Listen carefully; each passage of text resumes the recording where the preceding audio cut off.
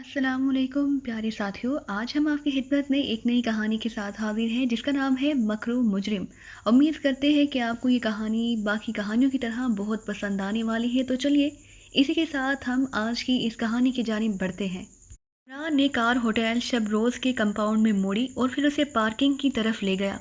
Hotel शबरोज़ को तामीर हुए अभी थोड़ा ही अरसा हुआ था, लेकिन उसके खानों की शोहरत पूरे दारुल हुकूमत में फैल गई थी। यही वजह थी कि होटल शबरोज़ के डाइनिंग हॉल में लंच और डिनर के वक्त एडवांस बुकिंग कराना पड़ती थी। इमरान ने भी एक बार यहाँ लंच किया था और उसे भी वहाँ के खाने बेहद पसंद आए थे। यही वजह थी कि वो अक्सर खाना खाने के लिए होटल शबरोज़ का ही रुख किया करता था। चूँकि वो कई बार यहाँ आ चुका था, इसलिए अब यहाँ का अमला उसे अच्छी तरह पहचानने लग गया था। चनाचे अगर कोई सीट खाली ना भी हो तब भी इमरान के लिए स्पेशल सीट का इंतज़ाम कराया जाता था। आज भी इमरान जहाँ लंच करने आया था, उसने कार पार्किंग में रोकी और फिर पार्किंग बॉय से कार्ड लेकर वो इत्मीनान भरे अंदाज में कदम बढ़ाता होटल के मेन गेट की तरफ बढ़ता चला गया। लेकिन अभी वो मेन गेट से काफ़ी दूर था कि अचानक वो ठटक कर रुक गया। उसने कंपाउंड गेट से सुपर फ्याज की सरकारी जीप को अंदर दाखिल होते देखा और जीप पूरी रफ्तार से चलती हुई सीधी मेन गेट की तरफ बढ़ी और इमरान के लबों पर बेइख्तियार मुस्कुराहट तैरने लगी, क्योंकि उसे मालूम था कि सुपर फ्याज की सरकारी जीप पार्किंग की बजाय होटल के मेन गेट के सामने ही रुकेगी। ये उसकी आदत थी और फिर जीप गेट के सामने रुकी और उसके साथ ही सुपर फ्याज जीप से उतरा और तेज तेज कदम उठाता अंदरूनी तरफ को बढ़ गया, जबकि ड्राइवर ने जीप को थोड़ा सा आगे करके रोक दिया। इमरान मुस्कुराता हुआ आगे बढ़ने लगा। वो समझ गया कि सुपर फ्याज भी लंच करने आया होगा। चनाचे आज का लंच उसने सुपर फ्याज की जीप में डालने का फैसला कर लिया था। इमरान जब मेन गेट पर पहुंचा तो वहां मौजूद दोनों बावर्दी दरबानों ने झुककर इमरान को सलाम किया। ये वर्दी वाले साहब कौन हैं जो अभी अंदर गए हैं? बड़ी अजीब सी वर्दी है, जैसे रेलवे के कलीदों का ठेकेदार हो। इमरान ने एक दरबान से बड़े राजदाराना अंदाज में पूछा। ओ, आप सुपरिटेंडेंट फ्याज साहब की बात कर रहे हैं? जनाब, ये बहुत बड़े अफसर हैं, इंटेलिजेंस के सुपरिटेंडेंट हैं। दरबार ने आंखें फाड़ते हुए जवाब दिया। सुपरिटेंडेंट क्या मतलब? क्या उन्हें बड़े बड़े डेंट पड़े हुए हैं? मेरा मतलब है जैसे हादसे के बाद कार को डेंट पड़ जाते हैं, इमरान ने हैरत भरे लहजे में कहा। तो दोनों दरबान बेइख्तियार हंस पड़े। जी, ये ओहदा होता है, बहुत बड़ा ओहदा, दरबान ने जवाब दिया। ओहदा? वो क्या होता है? क्या ये किसी कार का नाम है? खैर होगा, मुझे क्या, इमरान ने कहा और फिर तेज़ी से आगे बढ़ गया और दोनों दरबान इस तरह मुस्कुरा दिए जैसे इमरान की ला इल्मी पर मुस्कुरा रहे हों। हाल में दाखिल होकर इमरान एक साइड पर बने हुए इंतहाई वसीओ अरीज डाइनिंग हॉल की तरफ बढ़ता चला गया। ये चूँकि लंच का वक्त था, इसलिए मेन हॉल तकरीबन खाली नज़र आ रहा था, जबकि लंच हॉल में मुहावरतन नहीं बल्कि हकीकतन तल धरने की जगह नहीं थी। इमरान ने लंच हॉल का दरवाज़ा खोला और अंदर दाखिल हो गया। इमरान साहब, आप आज तो आपके लिए महसूस मेज़ लगानी होगी, 1 मिनट तोक़ुफ़ कीजिए, करीब खड़े सुपरवाइज़र ने इमरान को देखते ही मुस्कुराते हुए कहा। लेकिन इमरान की नज़रें हाल में सुपर फ्याज को तलाश कर रही थी, लेकिन सुपर फ्याज कहीं नज़र न आ रहा था। इंटेलिजेंस के सुपरिटेंडेंट फ्याज साहब आए थे क्या? उनके लिए तुम लोगों ने अलहदा कमरा रिजर्व कराया है? इमरान ने सुपरवाइज़र से मुहातिब होकर पूछा, जो किसी दूसरे को इमरान के लिए महसूस मेज़ लगाने का कह रहा था। सुपरिटेंडेंट फ्याज साहब, नहीं जनाब, वो तो यहाँ नहीं आए, शायद मैनेजर साहब के ऑफिस में गए होंगे, सुपरवाइज़र ने बताया। ओके, तो फिर मैनेजर साहब के ऑफिस में उन्हें पैगाम भिजवा दो कि मैं उनकी तरफ से यहाँ लंच कर रहा हूँ। वो जाते हुए काउंटर पर पेमेंट करते जाएं, ऐसा ना हो कि आप लोग मेरे गले में कपड़ा डाले खड़े हों, इमरान ने कहा। तो सुपरवाइज़र बेइख्तियार हंस पड़ा। आप बेफिक्र रहें जनाब, आप जैसे मोअज़्ज़ज़ गाहक से भला ऐसा सलूक हो सकता है? बहरहाल आपका पैगाम पहुँच जाएगा, सुपरवाइज़र ने जवाब देते हुए कहा। मोअज़्ज़ज़ गाहक भी कहते हो और जाते हुए जेबों में मौजूद सारी इज्जत भी निकाल लेते हो, इमरान ने कहा और उस तरफ को बढ़ गया जहां उसके लिए अलहदा मेज़ लगाई गई थी। सुपरवाइज़र बेइख्तियार हंस पड़ा। इमरान ने कुर्सी पर बैठकर वेटर के हाथ से मेन्यू लिया और उस पर आसान लगाने शुरू कर दिए। वेटर सलामत कहाँ है? आज हाल में नज़र नहीं आ रहा, इमरान ने निशान लगाकर मेन्यू वापस वेटर के हाथ में देते हुए कहा। सलामत का नौजवान बेटा फोत हो गया है, वो छुट्टी पर है जनाब, वेटर ने इंतहाई मोदबाना लहजे में कहा। नौजवान बेटा फोत हो गया है? ओह वेरी बैड, इन्ना लिल्लाहि व इन्ना इलैहि राजिऊन, क्या हुआ था उसे? इमरान ने इंतहाई अफसोस भरे लहजे में पूछा।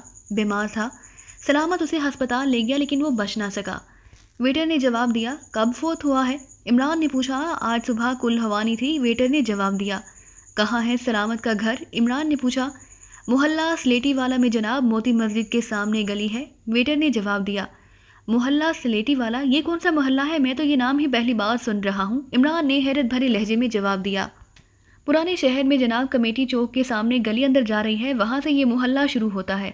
کہتے ہیں کسی زمانے میں وہاں سلیٹی بنانے والا کوئی کارخانہ تھا، اسی وجہ سے اس کا یہ نام پڑ گیا ہے۔ ویٹر نے وضاحت کرتے ہوئے کہا، ٹھیک ہے تم جا کر لنچ لے آؤ، عمران نے کہا اور ویٹر سلام کر کے مڑا اور تیزی سے واپس چلا گیا۔ تھوڑی دیر بعد لنچ سرو ہو گیا اور عمران لنچ کرنے میں مصروف ہو گیا۔ لنچ کے بعد اس نے چائے کا آرڈر دیا اور خود وہ ہاتھ دھونے کے لیے اٹھ گیا۔ جب وہ واپس آیا تو اس نے سپر فیاض کو ڈائننگ ہال میں داخل ہوتے ہوئے دیکھا۔ عمران نے ہاتھ اٹھا کر اسے اشارہ کیا تو سپر فیاض تیز تیز قدم اٹھاتا اس کی طرف بڑھ آیا۔ کیا وہ سلیمان تمہارے لیے کھانا نہیں پکاتا جو تم یہاں نظر آ رہے ہو؟ سپر فیاض نے میز کی دوسری طرف کرسی پر بیٹھتے ہوئے کہا، وہ گاؤں گیا ہوا ہے، لیکن تم سناؤ سلمہ بھابھی کا کیا حال ہے؟ سنا ہے بیمار تھی؟ عمران نے مسکراتے ہوئے کہا، بیمار؟ کیا مطلب؟ وہ کیوں بیمار ہونے لگی؟ کبھی تو منہ سے کوئی اچھی بات نکال لیا کرو، ہمیشہ الٹا ہی بولتے ہو۔ فیاض نے غصیلے لہجے میں کہا، پھر تمہارا مینیجر کے کمرے میں جا کر اسپیشل لنچ کرنا، حالانکہ مجھے تو تجربہ ہے سلمہ بھابھی شبروز سے زیادہ ذائقے دار کھانے پکاتی ہے۔ عمران نے کہا، میں اس وقت ڈیوٹی پر ہوں، تمہاری طرح بیکار نہیں ہوں سمجھے، اور یہ بات تمہیں بھی معلوم ہے کہ ڈیوٹی کے دوران میں کھانا کھانا تو ایک طرف چائے بھی نہیں پیا کرتا۔ تو پر فیاض نے منہ بناتے ہوئے کہا، یا اللہ تیرا شکر ہے، بڑی مہنگائی ہے یہاں کی چائے، چلو ایک پیالی کی تو بچت ہوئی۔ عمران نے بڑے اطمینان بھرے لہجے میں کہا۔ اسی لمحے ویٹر نے میز پر چائے کے برتن لگانے شروع کر دیے۔ سنو میرے لیے لنچ لے آؤ اور پھر چائے لے آنا، جاؤ۔ سپر فیاض نے ویٹر سے کہا، آپ کی چائے تو میں لے آیا تھا۔ ٹھیک ہے سر، جیسے آپ کا حکم، ویٹر نے کہا، اور ساتھ ہی کوٹ کی جیب سے اس نے مینیو نکال کر سپر فیاض کی اور بڑھا دیا۔ جو عمران نے منگوایا ہے وہی لے آؤ، سپر فیاض نے کہا۔ تو ویٹر نے اسبات میں سر ہلاتے ہوئے مینیو واپس جیب میں ڈالا اور پھر چائے کے برتن واپس ٹرے میں رکھے اور مڑ گیا۔ تم تو ڈیوٹی پر ہو اور ڈیوٹی کے دوران تم چائے بھی نہیں پیتے، اور اب یہ کھانا؟ کیا تمہاری یادداشت اتنی کمزور ہے کہ چند لمحوں میں اپنی کہی ہوئی بات بھی بھول جاتے ہو؟ عمران نے منہ بناتے ہوئے کہا تو سپر فیاض بے اختیار ہنس پڑا۔ ڈیوٹی کے دوران میں دوسروں سے کچھ نہیں کھاتا پیتا، لیکن تمہارا تو میری ڈیوٹی سے کوئی تعلق نہیں، اس لیے تمہارے ساتھ تو میں کھا بھی سکتا ہوں اور پی بھی، سپر فیاض نے مزے لے کر جواب دیتے ہوئے کہا۔ لیکن کیا تم اپنی یونیفارم میں بھی بھاری بٹوا رکھتے ہو؟ عمران نے حیرت بھرے لہجے میں کہا تو سپر فیاض بے اختیار چونک پڑا۔ بھاری بٹوا؟ کیا مطلب؟ سپر فیاض نے کہا، ظاہر ہے ہوٹل شبروز کافی مہنگا ہوٹل ہے اور وہ 2 آدمی کے کھانے کا بل کوئی بھاری بٹوے والا ہی ادا کر سکتا ہے۔ عمران نے بڑے سادہ سے لہجے میں کہا، میں تو تمہارا مہمان ہوں، تم جانو اور ہوٹل شبروز جانے۔ سپر فیاض نے ایسے لہجے میں کہا جیسے آج عمران کو پھنسا کر وہ خوب لطف لے رہا ہو۔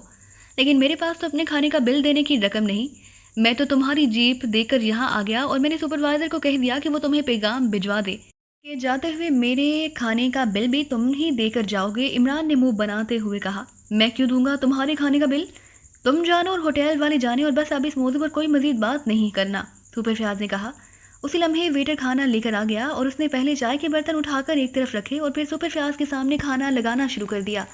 عمران اس دوران چائے کی پیالی ختم کر چکا تھا۔ بل لے آؤ، عمران نے ویٹر سے کہا۔ یس سر، ویٹر نے جواب دیا اور تیزی سے مڑ گیا۔ گڈ، آج شاید زندگی میں پہلی بار تمہاری دعوت کھا رہا ہوں، ویری گڈ، آج لطف آئے گا کھانے میں، سپر فیاض نے مسرت بھرے لہجے میں کہا اور تیزی سے کھانا شروع کر دیا۔ مینیجر صاحب سے آج کتنی وصولی ہوئی ہے؟ عمران نے کہا تو سپر فیاض بے اختیار چونک پڑا۔ وصولی؟ کیسی وصولی؟ میں تو مینیجر کو تمہاری ڈیڈی کا پیغام دینے آیا تھا، اس ہوٹل کے مالکوں میں سر شیراز شامل ہیں اور سر شیراز نے ہوٹل کا لائسنس لیتے ہوئے تمہاری ڈیڈی کا ریفرنس دیا تھا۔ تمہارے ڈیڈی نے پیغام بھجوایا ہے کہ سر شیراز سے کہہ دوں کہ وہ کسی اور کا ریفرنس دے کر ان کا نام کٹوا دیں، کیونکہ تمہارے ڈیڈی یہ پسند نہیں کرتے کہ کسی ہوٹل کے سلسلے میں ان کا نام بطور ریفرنس شامل ہو۔ سپر فیاض نے کھانے سے ہاتھ روک کر تفصیل بتاتے ہوئے کہا، لیکن ڈیڈی یہ بات براہ راست سر شیراز سے بھی تو کر سکتے تھے، یا مینیجر کو فون کر کے بھی کہہ سکتے تھے۔ تمہارے ہاتھ مینیجر کو اس قسم کا پیغام بھجوانا بات سمجھ میں نہیں آ رہی، عمران نے کہا۔ سر شیراز ملک سے باہر ہیں اور تمہارے ڈیڈی مینیجر ٹائپ کی مخلوق سے بے حد الرجک ہیں اور وہ انہیں فون کرنا بھی گوارا نہیں کرتے، سپر فیاض نے جواب دیا اور عمران نے اسبات میں سر ہلا دیا، جبکہ سپر فیاض نے دوبارہ لنچ کرنا شروع کر دیا۔ تم کھانا کھاؤ، میں جا رہا ہوں، عمران نے اٹھتے ہوئے کہا۔ ارے ٹھہرو، خبردار اگر تم بل ادا کیے بغیر گئے، سپر فیاض نے چونک کر کہا۔ میں ڈیڈی کو فون کر کے جاؤں گا کہ ان کے پیغام کا نتیجہ ہوٹل والوں کو کس طرح بھگتنا پڑ رہا ہے، تم فکر نہ کرو، عمران نے مسکراتے ہوئے کہا۔ ارے یہ کیا کہہ رہے ہو، میں تو تمہارا مہمان ہوں، سپر فیاض نے انتہائی پریشان سے لہجے میں کہا۔ لیکن تم ڈیوٹی پر ہی ہو اور ڈیوٹی کے دوران تمہارا مجھ سے کیا تعلق، ابھی تم نے خود ہی کہا ہے، عمران نے مسکراتے ہوئے کہا۔ ہاں ٹھیک ہے، میں اپنا بل دے کر جاؤں گا، جاؤ دفع ہو جاؤ، سپر فیاض نے غصیلے لہجے میں کہا۔ اور میرا بل وہ کون دے گا، عمران نے مسکراتے ہوئے کہا۔ اپنے ڈیڈی سے کہو، وہ آ کر دیں گے، میں نے بھوک منگوں کا ٹھیکہ تو نہیں لے رکھا، سپر فیاض نے انتہائی غصیلے لہجے میں کہا، ویٹر۔ عمران نے ویٹر کو آواز دی تو ایک طرف کھڑا ویٹر تیزی سے قریب آ گیا۔ فون ذرا یہاں لے آؤ، عمران نے کہا۔ یس سر، ویٹر نے کہا اور واپس مڑ گیا۔ کیا مطلب؟ یہ تم نے فون کیوں منگوا لیا ہے؟ سپر فیاض نے قدرے پریشان سے لہجے میں کہا۔ تم اطمینان سے کھانا کھاؤ، میں نے ڈیڈی سے بات کرنی ہے تاکہ وہ میرا بل بھجوا دیں، عمران نے کہا۔ اسی لمحے ویٹر کارڈ لیس فون پیس لا کر عمران کے سامنے رکھ دیا۔ اوہ، تم میرے بارے میں بھی بتاؤ گے؟ کیوں؟ فیاض نے ہونٹ چباتے ہوئے کہا۔ ظاہر ہے اگر تم یہاں موجود ہو، عمران نے مسکراتے ہوئے کہا اور فون پیس اٹھانے لگا تھا کہ سپر فیاض نے جھپٹ کر فون پیس لے لیا۔ جاؤ دفع ہو جاؤ، میں تمہارا بھی بل دے دوں گا، جاؤ، سپر فیاض نے کارڈ کھانے والے لہجے میں کہا۔ کھانا کھاتے وقت غصہ نہیں کرتے، ورنہ بزرگ کہتے ہیں کہ کھانا زہر بن جاتا ہے، اور میں نہیں چاہتا کہ سلمیٰ بھابھی بھی نوجوانی میں بیوہ ہو جائے، اس لیے گھبراؤ نہیں، تمہارا بل بھی دے کر جاؤں گا، عمران نے مسکراتے ہوئے کہا اور اٹھ کر تیز قدم اٹھاتا ڈائننگ ہال کے کونے میں موجود کاؤنٹر کی طرف بڑھ گیا۔ واقعی اپنا اور سپر فیاض کے کھانے کا بل دیا اور پھر بھاری ٹپ ویٹر کو دے کر وہ ڈائننگ ہال سے نکل کر مین گیٹ کی طرف بڑھتا چلا گیا۔ تھوڑی دیر بعد اس کی کار تیزی سے پرانے شہر کی طرف بڑھی چلی جا رہی تھی۔ وہ ویٹر سلامت کے گھر جا رہا تھا تاکہ اس کے جوان بیٹے کی موت پر تعزیت کر سکے۔ تھوڑی دیر بعد وہ اس محلے میں پہنچ گیا اور پھر پوچھتے پوچھتے وہ موتی مسجد پہنچ گیا، اور اس کے بعد گلیاں بے حد تنگ تھیں، اس لیے اس نے کار وہیں ایک طرف چھوڑی اور پھر پیدل ہی آگے بڑھنے لگا۔ ایک دکاندار سے اس نے سلامت کے گھر کا پتہ معلوم کر لیا۔ چھوٹا سا پرانا گھر تھا، دروازے پر ٹاٹ کا پردہ لٹکا ہوا تھا، ساتھ ہی ایک چھوٹا سا کمرہ تھا جس کا دروازہ کھلا ہوا اور اندر فرش پر بچھی ہوئی دری پر 4-5 آدمی بیٹھے ہوئے تھے۔ عمران جیسے ہی وہاں پہنچا اس نے ان آدمیوں کے درمیان سلامت کو بیٹھے دیکھ لیا۔ آپ صاحب، آپ اور یہاں؟ سلامت کی نظریں جیسے ہی عمران پر پڑیں تو وہ بے اختیار اٹھ کھڑا ہوا۔ اس کے چہرے پر ایسی حیرت تھی جیسے اسے اپنی آنکھوں پر یقین نہ آ رہا ہو۔ اس کے ساتھ موجود دوسرے آدمی بھی بے اختیار اٹھ کھڑے ہوئے۔ عمران نے جوتے اتارے اور پھر وہ بیٹھک میں داخل ہو گیا۔ میں تمہارے لڑکے کی موت پر افسوس کرنے آیا ہوں بھائی سلامت، مجھے واقعی بے حد دکھ پہنچا ہے، اللہ تعالیٰ اس کی مغفرت کرے اور تمہیں صبر دے، عمران نے کہا، اور پھر بیٹھ کر اس نے باقاعدہ فاتحہ خوانی کی۔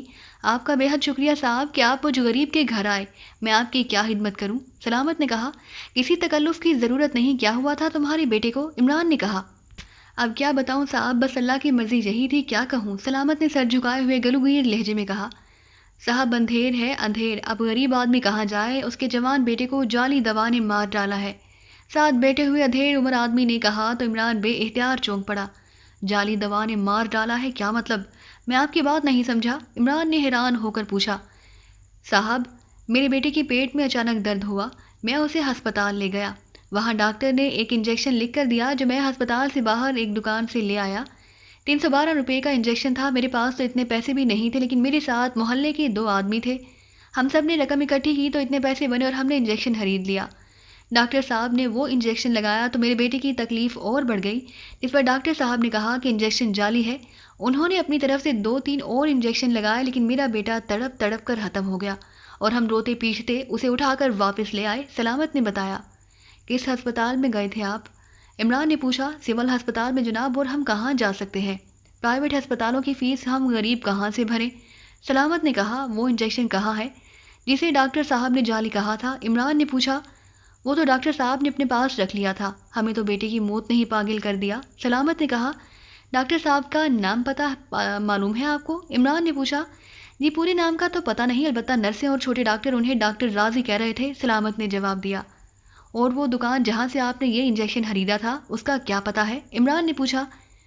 جی ہم نے تو پریشانی کی وجہ سے بورڈ بھی نہیں پڑھا، بہت ساری دکانیں ہیں وہاں، اب تو یہ بھی یاد نہیں کہ کون سی دکان تھی، سلامت نے کہا۔ اس کا نام جناب پاکیشہ میڈیکل سٹور تھا، میرا بیٹا میرے ساتھ تھا، اس نے مجھے بتایا وہ 10ویں جماعت میں پڑھتا ہے، ایک آدمی نے کہا۔ ٹھیک ہے اب مجھے اجازت، عمران نے کہا اور اٹھ کھڑا ہوا۔ آپ کی بہت مہربانی جناب، آپ نے ہم غریبوں پر مہربانی کی ہے، سلامت نے اٹھتے ہوئے کہا۔ ایسی کوئی بات نہیں، 1 منٹ میری بات سن لو، عمران نے کہا اور بیٹھک سے باہر آیا اور جوتے پہننے لگا۔ سلامت بھی اس کے پیچھے باہر آ گیا۔ کتنے بیٹے ہیں تمہارے؟ عمران نے پوچھا۔ 4 بیٹے ہیں، یہ سب سے چھوٹا تھا جناب، 7ویں جماعت میں پڑھ رہا تھا، سلامت نے بتایا۔ یہ رقم رکھ لو، مجھے معلوم نہیں تھا ورنہ میں خاص طور پر لے آتا، عمران نے جیب سے چھوٹے چھوٹے نوٹوں کی ایک گڈی نکال کر سلامت کے ہاتھ میں رکھتے ہوئے کہا۔ او نہیں جناب، آپ نے خود یہاں آ کر پہلے ہی مجھ غریب پر بے حد مہربانی کی ہے، سلامت نے جواب دیا۔ نہیں، یہ میں اپنی خوشی سے دے رہا ہوں، عمران نے کہا، اور پھر اس کے کاندھے پر تھپکی دے کر وہ تیز تیز قدم اٹھاتا آگے بڑھ گیا۔ اس کے دماغ میں دھماکے سے ہو رہے تھے، اسے یقین نہ آ رہا تھا کہ انجیکشن جعلی بھی ہو سکتا ہے۔ وہ اب فوری طور پر پہلے اس ڈاکٹر راضی سے ملنا چاہتا تھا۔ تھوڑی دیر بعد اس کی کار سول ہسپتال کی طرف بڑی چلی جا رہی تھی۔ وہاں سے اسے معلوم ہوا کہ ڈاکٹر راضی صاحب آج چھٹی پر ہیں، اس لیے ان سے گھر پر ملاقات ہو سکتی ہے۔ ان کا گھر ہسپتال کی حدود میں ہی تھا، اس لیے ایک آدمی سے پتہ پوچھ کر عمران اس طرف کو بڑھ گیا جہاں ڈاکٹر راضی کی رہائش گاہ تھی۔ یہ چھوٹی سی کوٹھی تھی، باہر ڈاکٹر راضی کے نام کی پلیٹ بھی موجود تھی۔ عمران نے کال بیل کا بٹن پریس کیا تو تھوڑی دیر بعد دروازہ کھلا اور ایک نوجوان باہر آ گیا۔ جی صاحب، نوجوان نے عمران کو دیکھتے ہوئے پوچھا۔ لباس سے وہ ملازم ہی لگ رہا تھا۔ ڈاکٹر راضی صاحب گھر پر ہیں؟ عمران نے پوچھا۔ جی ہاں، نوجوان نے جواب دیا۔ انہیں کہو کہ سینٹرل انٹیلیجنس کے اسسٹنٹ ڈائریکٹر ان سے ملنے آئے ہیں۔ عمران نے کہا۔ او صاحب، آئیے صاحب، میں ڈرائنگ روم کھول دیتا ہوں۔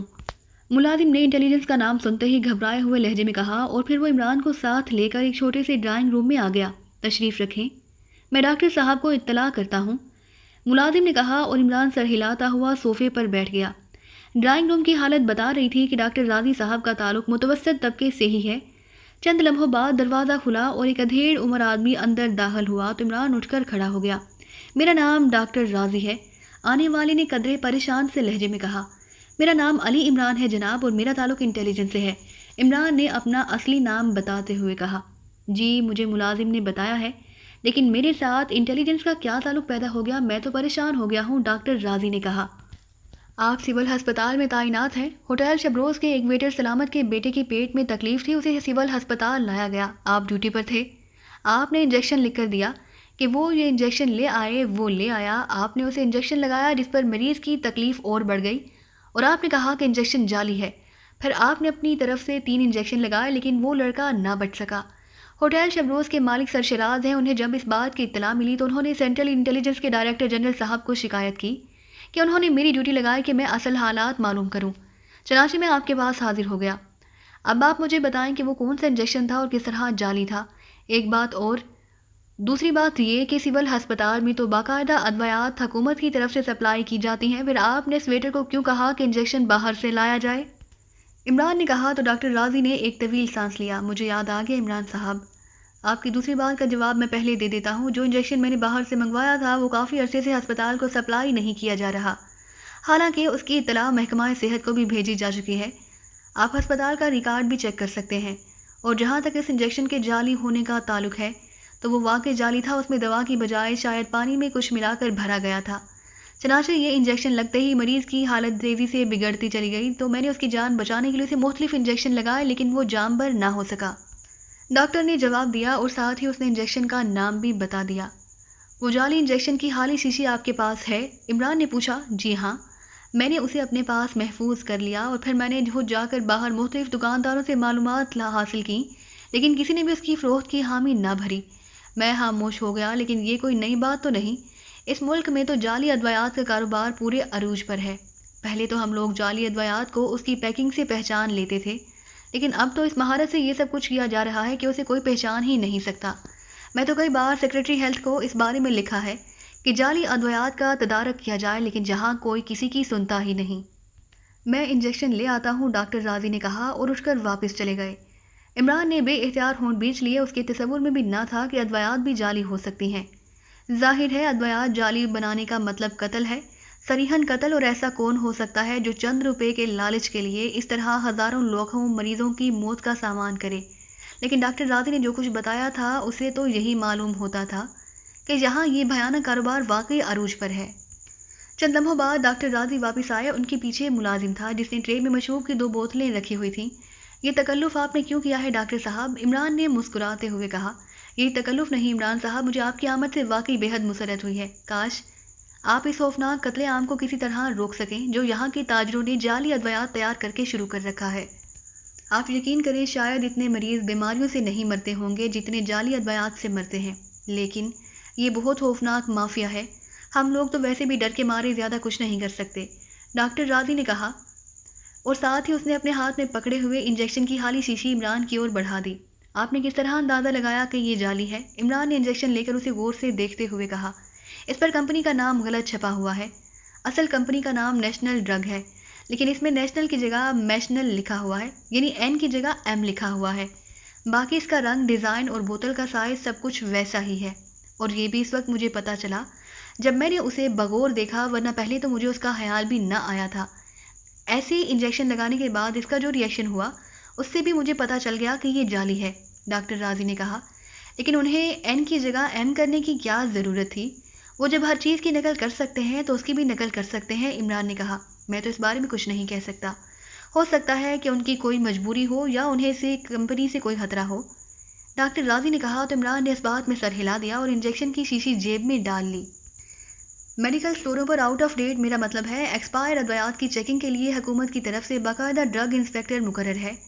کیا وہ چیکنگ نہیں کرتے؟ کیا انہیں ان جعلی ادویات کا علم نہیں ہوتا؟ عمران نے کہا۔ میں اس بارے میں کچھ نہیں کہنا چاہتا کیونکہ آپ سرکاری آدمی ہیں، بس اتنا کہہ سکتا ہوں کہ اگر وہ فرض شناسی سے کام کریں تو یہ جعلی ادویات کس طرح ایسے کھلے عام فروخت ہو سکتی ہیں، ڈاکٹر راضی نے کہا۔ اور عمران نے اس بات میں سر ہلا دیا۔ مشروب وہ پی چکا تھا، اس لیے اس نے ڈاکٹر راضی سے اجازت لی، ان کا شکریہ ادا کیا اور پھر اس کی کوٹھی سے نکل کر وہ ہسپتال کی پارکنگ کی طرف بڑھ گیا جہاں اس کی کار موجود تھی، لیکن ایک خیال کے آتے ہی وہ پارکنگ کی بجائے ہسپتال کے بیرونی گیٹ کی طرف مڑا۔ ہسپتال سے باہر ادویات فروخت کرنے والوں کی بے شمار دکانیں تھیں۔ عمران نے ان کے بورڈ دیکھتا ہوا آگے بڑھتا چلا گیا، پھر اسے پاکیشہ میڈیکل سٹور کا بورڈ نظر آ گیا۔ خاصی بڑی دکان تھی، کاؤنٹر پر ایک ادھیڑ عمر آدمی بیٹھا ہوا تھا۔ دکان میں کافی رش تھا اور 2-3 سیلز مین ادویات دینے میں مصروف تھے۔ عمران نے اسی انجیکشن کا نام لے کر ایک انجیکشن مانگا تو ایک سیلز مین نے وہ انجیکشن لفافے میں ڈال کر اسے ادھیڑ عمر کی طرف بڑھا دیا۔ ادھیڑ عمر نے انجیکشن نکال کر اسے دیکھا اور پھر اسے واپس لفافے میں ڈال کر اس نے لفافہ عمران کی طرف بڑھا دیا اور کمیشن میمو کاٹنے میں مصروف ہو گیا۔ 312 روپے جناب، ادھیڑ عمر نے کیش میمو پر دستخط کر کے اسے بک سے علیحدہ کرتے ہوئے کہا اور کیش میمو عمران کی طرف بڑھا دیا۔ عمران نے کیش میمو لیا اور پھر اس نے لفافے میں سے وہ انجیکشن نکالا اور اسے بغور دیکھنے لگا۔ اس پر نیشنل کا لفظ ایم سے ہی لکھا گیا تھا۔ یہ انجیکشن بھی آپ کی دکان سے لیا گیا ہے، لیکن اس میں اور اس کی کمپنی میں فرق ہے، یہ نیشنل ڈرگ کا بنا ہوا ہے جبکہ یہ آپ نے دیا ہے یہ نیشنل ڈرگ کا ہے۔ دونوں کی قیمتیں بھی ایک ہی ہیں اور ڈیزائن، رنگ، بوتل وغیرہ بھی، عمران نے کہا اور ساتھ ہی اس نے وہ بوتل نکال کر ادھیڑ عمر کی طرف بڑھا دی جو اس نے ڈاکٹر راضی سے لی تھی۔ نیشنل نام کی تو کوئی کمپنی نہیں ہے جناب، اس ادھیڑ عمر نے کہا اور انجیکشن کی بوتل کو غور سے دیکھنے لگا۔